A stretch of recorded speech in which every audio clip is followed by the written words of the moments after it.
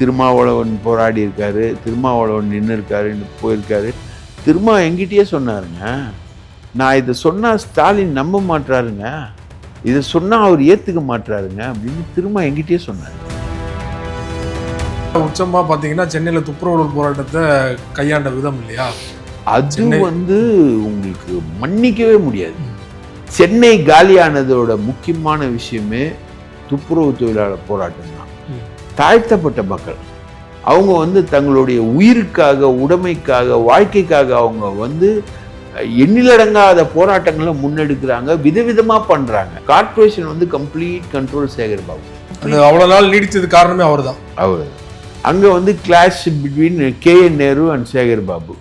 போராட்டம் இங்க நடந்துகிட்டு இருக்கு. உச்சமா ஸ்டாலின் அவர்கள் கூலி படத்தோட பிரீமியர் ஷோ போறாரு, அந்த போட்டோ வெளியாகுது. ஏவா வேலுன்ற இந்த ஃபிகர் தலையிடாத இடமே கிடையாது. அவரும் தெலுங்கு தாய்மொழியாக கொண்டவர், சேகர் பாபுவும் தெலுங்கு தாய்மொழியாக கொண்டவர், ரைட்டுங்களா? இவங்க இந்த 2 பேர் இருக்காங்களே, இவங்களுடைய தலையீடு என்பது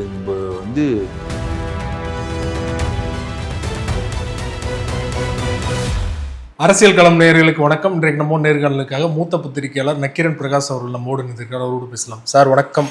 வணக்கம் சார். சிவா சார் வணக்கம். நாங்குநேரியில் நடு ரோட்ல போறவங்கலாம் வெட்டினாங்க இல்லையா? ஆமாம், நாங்குநேரி.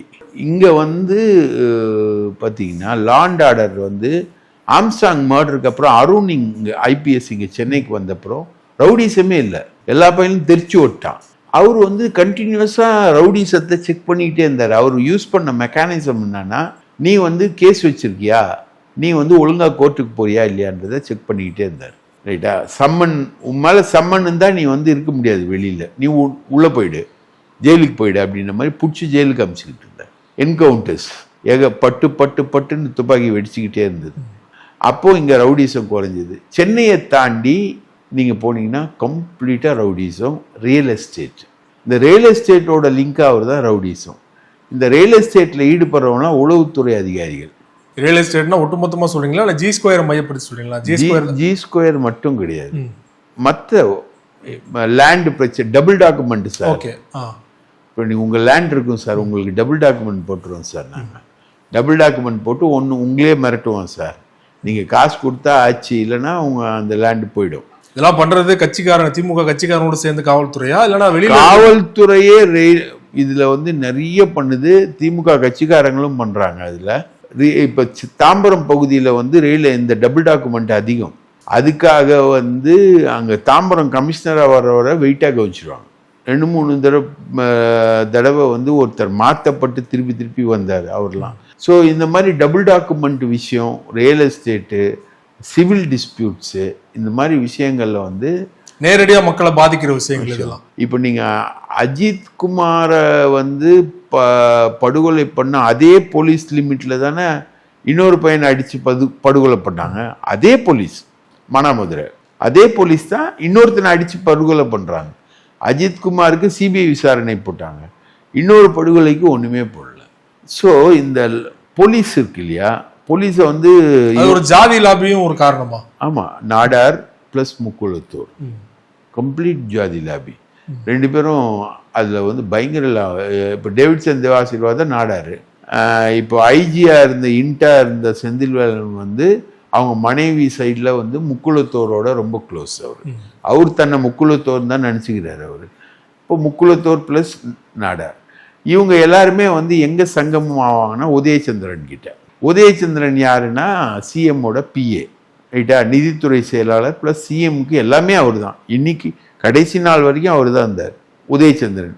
உதயச்சந்திரன் டேவிட்சன் தேவாசீர்வாதத்தையும் காப்பாற்றிடுவார், இவனையும் காப்பாற்றிடுவார், செந்தில்வேலையும் காப்பாற்றிடுவார். இவங்க என்டையர் மெக்கானிசமில் அவுட்டு. கவினை கொலை பண்ணது, கவின் ஒரு பொண்ணை லவ் பண்ணுறான், அந்த கவினை கொலை பண்ணுறவன் SI ஃபேமிலி 2 பேரும், அம்மா அப்பாவும் SI. அவங்க கடைசி வரைக்கும் அரெஸ்ட் பண்ணல. அது இல்லாம அந்த ஸ்டேஷன் லிமிட்ல இருக்கக்கூடிய ஒருத்தன் 15 வருஷமா அந்த ஸ்டேஷன்ல தான் இருக்கான். அவனோட துணையோட தான் இவங்க கொலையே பண்றாங்க. பையன் ஒரு சாஃப்ட்வேர் இன்ஜினியர், தேவேந்திர குல வேளாளர் இடத்தை சேர்ந்த பையன். அவனுக்கு நீதியே கிடைக்கல. அஜித் குமார் மேல கம்ப்ளைண்ட் கொடுத்து அவனை போலீஸை விட்டு அடிச்ச நிக்கிதா மேல ஒரு சின்ன நடவடிக்கை இல்லை. இத்தனைக்கும் அவன் பெரிய ஃப்ராடு.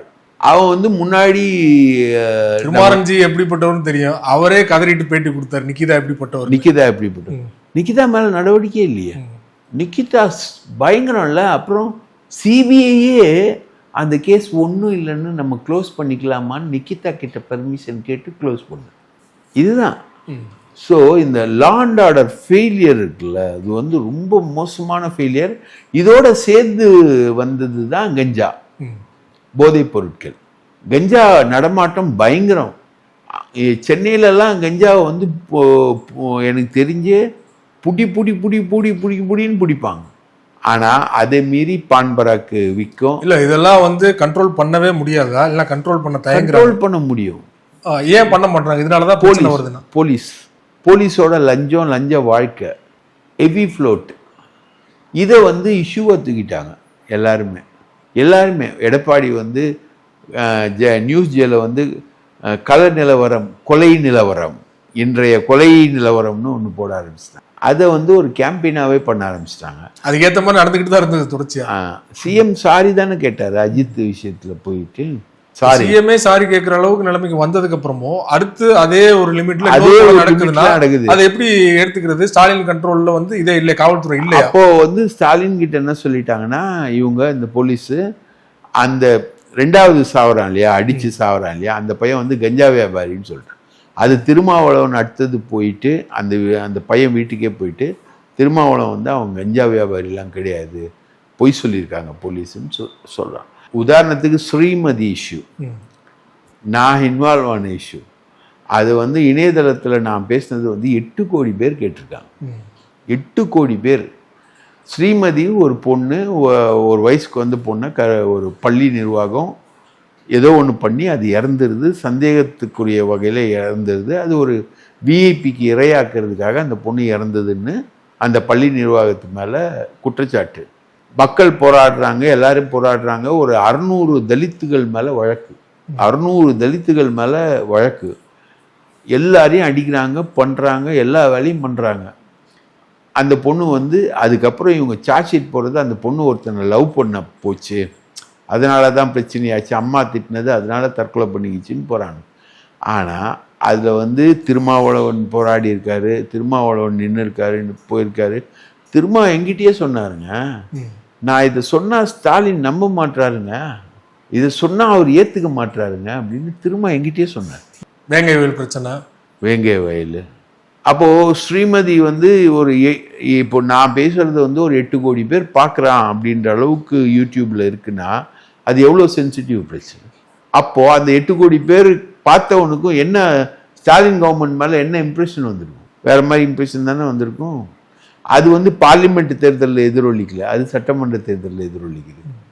அப்போது இந்த எமோஷன் எல்லாம் வந்து இவன் விஜய் கேபிட்டலைஸ் பண்ணி என்ன சட்டம் ஒழுங்கு, என்ன நடத்துறீங்க, பெண்களுக்கு பாதுகாப்பே இல்லை அப்படின்னும் போது இதெல்லாம் வரும்ல.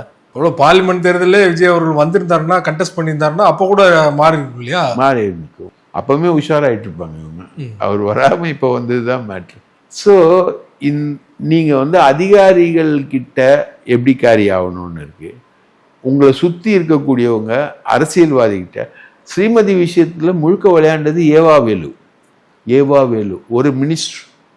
அவர் தான் அந்த பள்ளி நிர்வாகத்துக்கு ஆதரவாக இருக்கார். அந்த பள்ளியை வாங்கிறதுக்கான பேச்சுவார்த்தைகளில் அவர் ஈடுபட்டார். அதுக்காக அவர் இருந்தார்.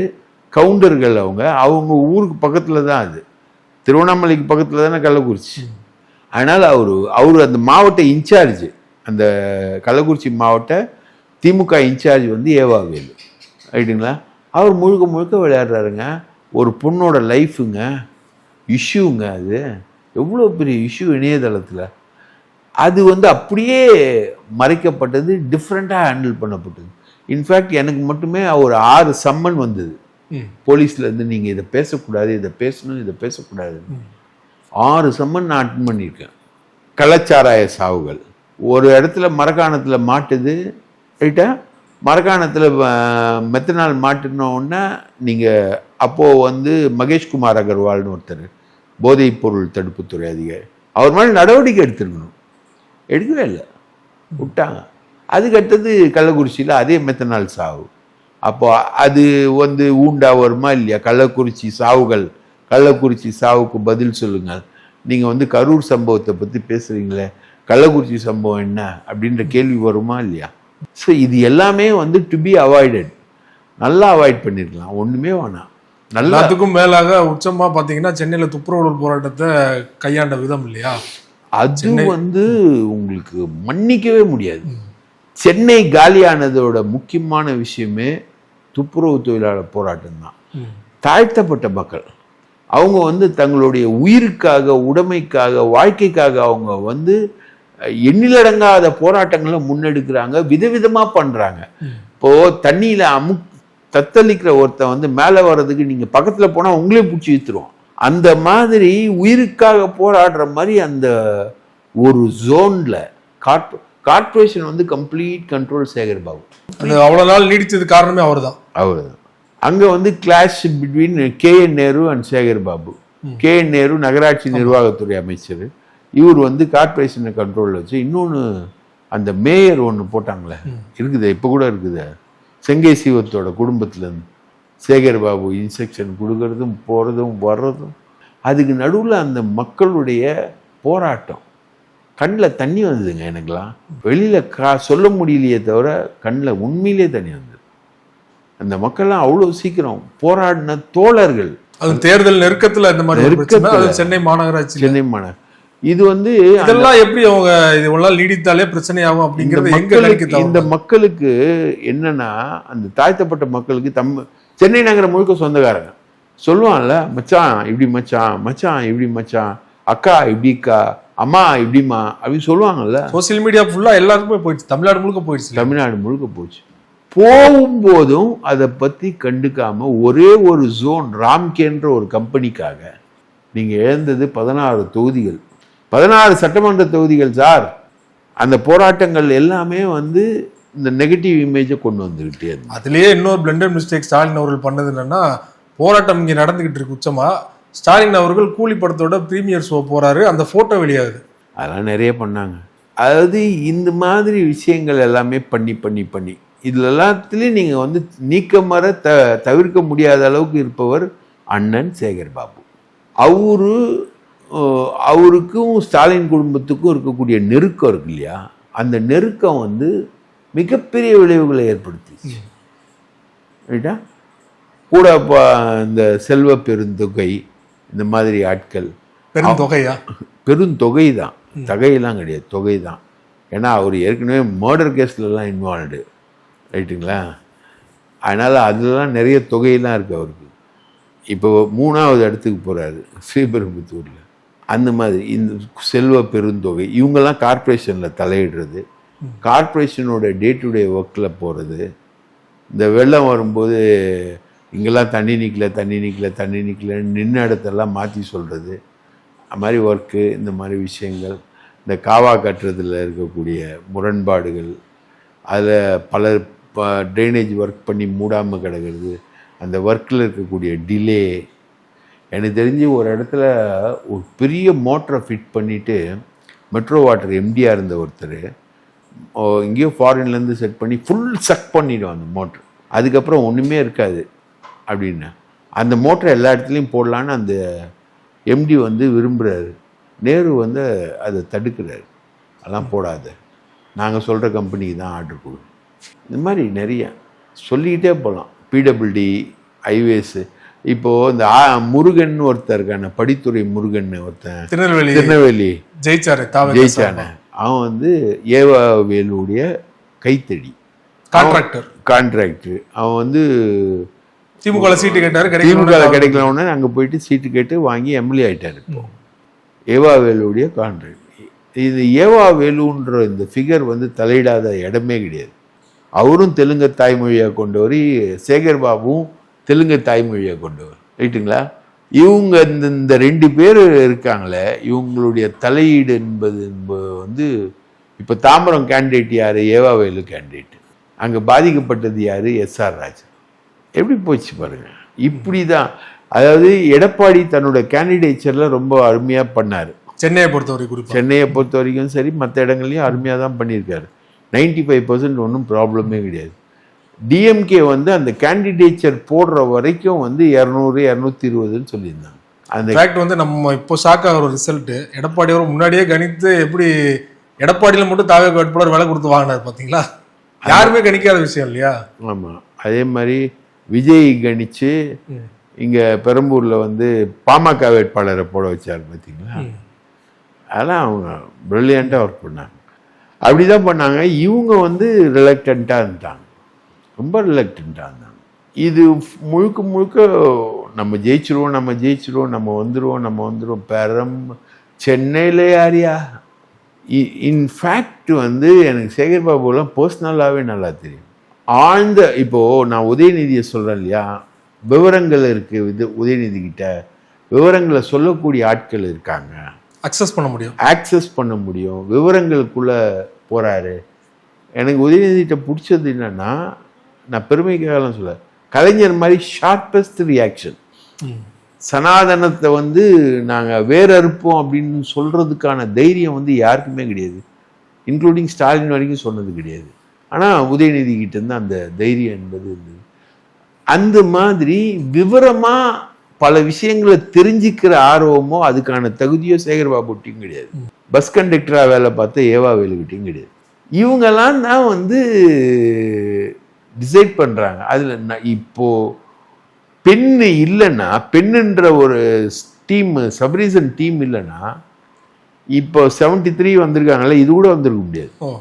எல்லாமே அவங்களுடைய ஒர்க்கு தான். தென் மாவட்டங்களில் தென்காசியில் 5 தொகுதியில் அடிக்கிறாங்களே. ஆமாம், ஃபுல்லாக அடிக்கிறாங்களே. எப்படி?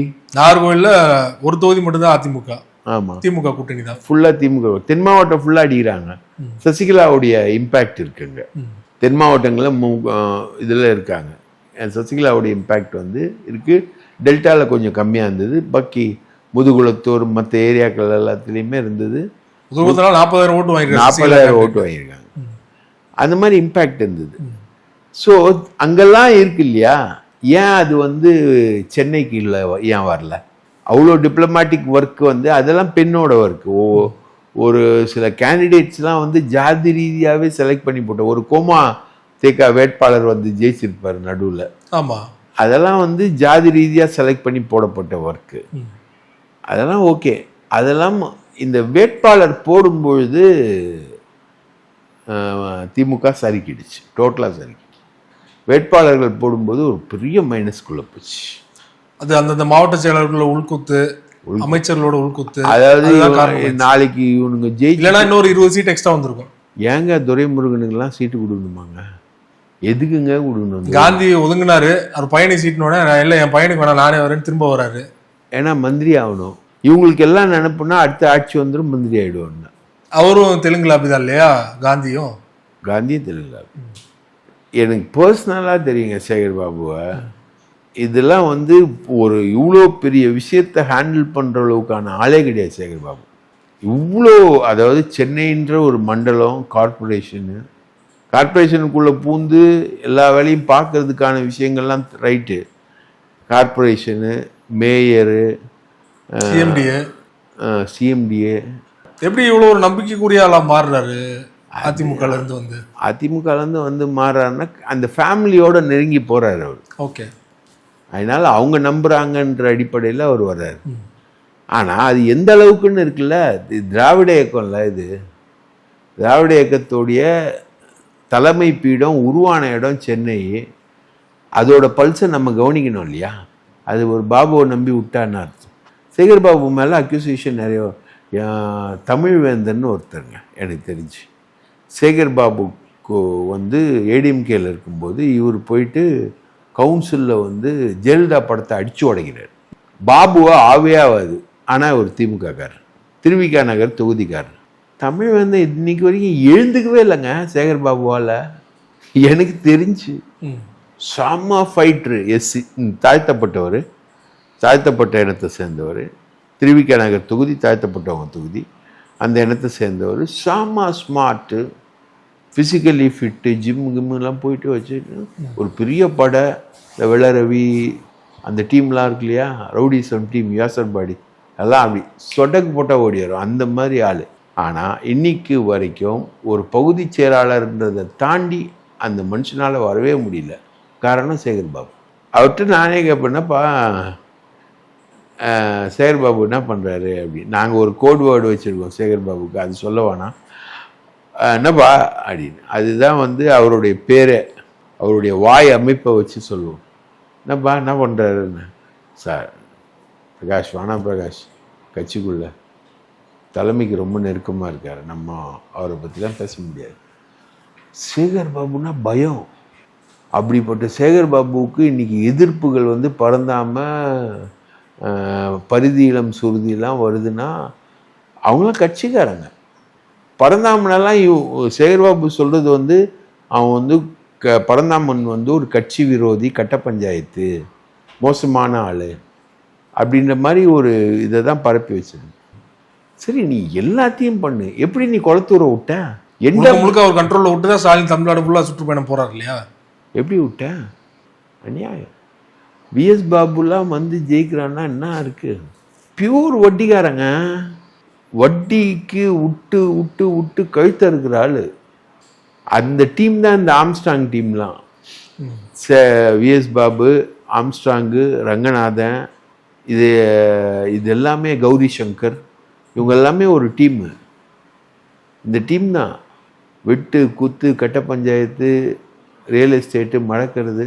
மோரைன்னு ஒரு கிராமம் இருக்குது அம்பத்தூர் பக்கத்தில், முழுக்க மடக்கி மடக்கி மடக்கி 2000 கோடிக்கு விற்றுருக்காங்க. அதுதான் காசே ஆம்ஸ்ட்ராங் மாதிரி. அப்போது இந்த டீமெல்லாம் இருக்குது.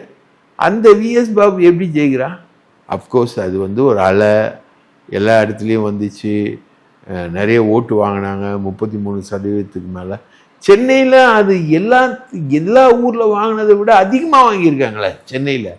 அதே மாதிரி தூத்துக்குடி, கீதா ஜீவன், அனிதா ராதாகிருஷ்ணன் 2 பேர் இதே மாதிரி தான் தூத்துக்குடி கார்பரேஷனை வச்சுக்கிட்டு. இப்போது இவங்க வெற்றி பெற்ற தொகுதிகள் எல்லாத்தையும் பார்க்கும்போது 20 கார்பரேஷன், 25 கார்பரேஷனு, முனிசிபாலிட்டி, இந்த ரீஜனில் தான் இவங்க ஜெயிச்சிருக்காங்க நிறைய. அதில் ஒன்று, நான் அந்த ஸ்விங்கு வந்து பெருசாக வரும்போது சேந்தமங்கலம்னு ஒரு மலைவாழ் மக்கள் கிராமமும் வருது. நீங்கள் பாருங்கள், சேலம், தர்மபுரி, கிருஷ்ணகிரி, இந்த பெல்ட்லெல்லாம் ஏடிஎம்கே பாமக, தாவேக்காவில் ஒரு 100க்கும் மேற்பட்ட வேட்பாளர்கள் பார்த்தீங்கன்னா திமுக, அதிமுக, வேறு கட்சிகள்லேருந்து வந்தவங்க. அவரோட பேர் கூட வந்து விஜய்க்கு தெரியாது அப்படிங்கிறதெல்லாம் விமர்சனம் பண்ண. ஆளே யாருக்குன்னு தெரியாது. மக்கள் ஓட்டு போடும்போதும் பார்த்தீங்கன்னா விஜய் முகத்துக்காக தான் ஓட்டு போட்டிருக்காங்க, வேட்பாளர் பேர் கூட தெரியாமல் ஓட்டு போட்டிருக்காங்க. அதே பார்க்க முடிஞ்சது. இப்போ ஸ்டாலின் அவர்களே பார்த்தீங்கன்னா என்னை தூங்க விட மாட்டேறாங்க கட்சிக்காரங்க அப்படின்னு வந்து இத்தனை வருட 50 ஆண்டு கால அரசியல் இருந்தவரே வந்து வெளிப்படையாக சொல்கிற நிலைமை வந்திருக்கு. இன்னொரு பக்கம் நீங்கள் சொல்கிற மாதிரி வந்து அதிகாரிகள் சுத்தமாக ஸ்டாலின் அவரோட கண்ட்ரோல் இல்லைங்கிற நிலைமை வந்திருக்கு.